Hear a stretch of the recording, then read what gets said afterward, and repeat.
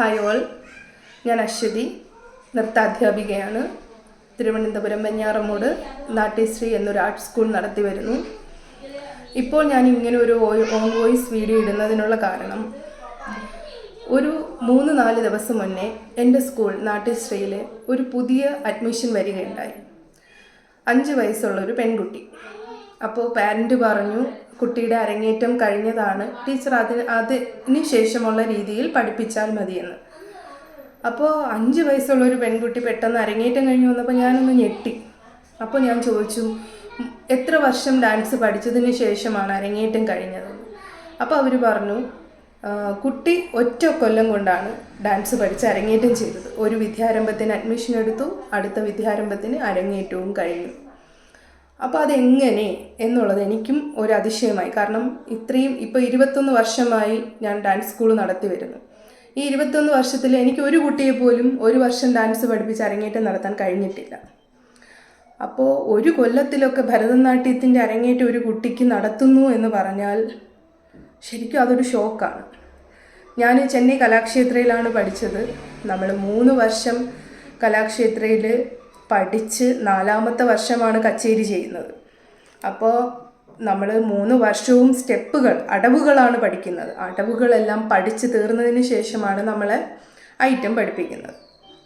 അപ്പോൾ അങ്ങനെ വരുമ്പോൾ ഇത്രയും നമ്മൾ ഒരു 16 വയസ്സിലാണ് 17 വയസ്സിലാണ് കലാക്ഷേത്രത്തിൽ പോകുന്നത്.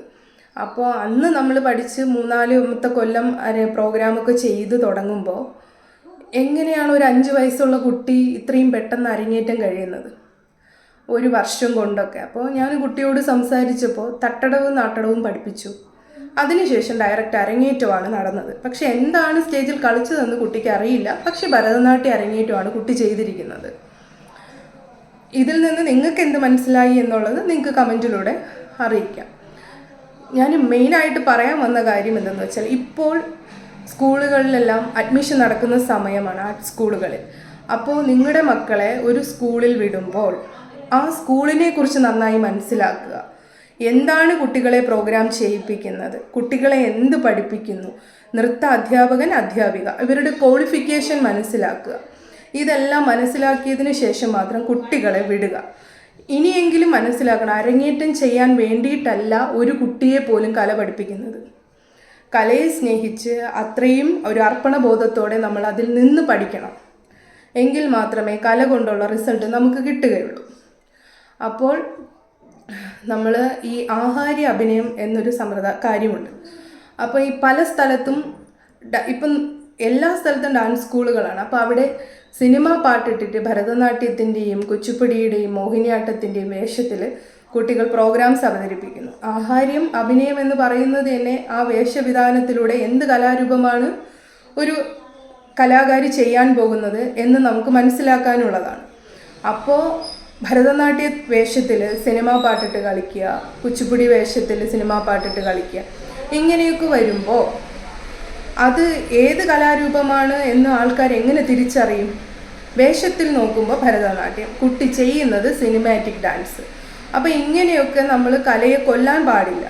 കല ചെയ്യേണ്ട ഒരു രീതിയുണ്ട്. ഇപ്പോൾ ഏത് ഭരതനാട്യമാണെങ്കിൽ ആ ഭരതനാട്യ ഡ്രസ്സ് ധരിച്ച് ഭരതനാട്യം തന്നെ കളിക്കുക. അല്ലാണ്ട് മോഹിനിയാട്ട വേഷത്തിൽ വന്നിട്ട് ഭരതനാട്യം കളിച്ചു കഴിഞ്ഞാൽ നിങ്ങൾക്ക് ആർക്കെങ്കിലും അക്സെപ്റ്റ് ചെയ്യാൻ പറ്റും? അപ്പോൾ അത് ഒന്ന് മനസ്സിലാക്കുക. സ്കൂളുകളെക്കുറിച്ച് മനസ്സിലാക്കിയതിന് ശേഷം മാത്രം കുട്ടികളെ നിങ്ങൾ ക്ലാസ്സിന് വിടുക. കാരണം നമ്മളെ കുട്ടികൾക്ക് ശരിക്കും കറക്റ്റായിട്ട് ഉള്ള ട്രെയിനിങ് കിട്ടുന്ന സ്കൂളുകളിൽ വിടുക. അല്ലാണ്ട് എവിടെയും ഡാൻസ് സ്കൂൾ ഉണ്ട് എന്ന് വെച്ചിട്ട് നിങ്ങൾ വിടാനുള്ള എളുപ്പം കരുതിയിട്ട്, അല്ലെങ്കിൽ എൻ്റെ വീടിന് അടുത്തുണ്ട് എന്ന് കരുതി വിടുമ്പോൾ നിങ്ങളെ മക്കൾക്കൊന്നും കറക്റ്റായിട്ടുള്ള ക്ലാസ് കിട്ടത്തില്ല. അപ്പോൾ നന്നായി ഭരതനാട്യം പഠിക്കണമെങ്കിൽ ഭരതനാട്യം തന്നെ പഠിപ്പിക്കുന്ന സ്ഥലത്ത് വിടുക. അല്ലാതെ സിനിമ പാട്ടിട്ട് കളിപ്പിക്കുന്ന സ്ഥലത്ത് ക്ലാസിക്കൽ ഡാൻസസ് പഠിപ്പിക്കാനായിട്ട് വിടാതിരിക്കുക. മെയിനായിട്ടും അധ്യാപകരെയും സ്കൂളിനെയും നന്നായി മനസ്സിലാക്കിയതിന് ശേഷം മാത്രം കുട്ടികളെ ക്ലാസ്സിന് അയക്കുക. പിന്നെ നമ്മൾ എല്ലാവരും കാശ് കൊടുത്താണ് പഠിപ്പിക്കുന്നത്. അപ്പോൾ നമ്മൾ കഷ്ടപ്പെട്ടുണ്ടാക്കുന്ന കാശിന് അതിൻ്റേതായ മൂല്യമുണ്ട്. അത് വെറുതെ പാഴാക്കണോ വേണ്ടയോ എന്ന് നിങ്ങൾ തന്നെ തീരുമാനിക്കുക.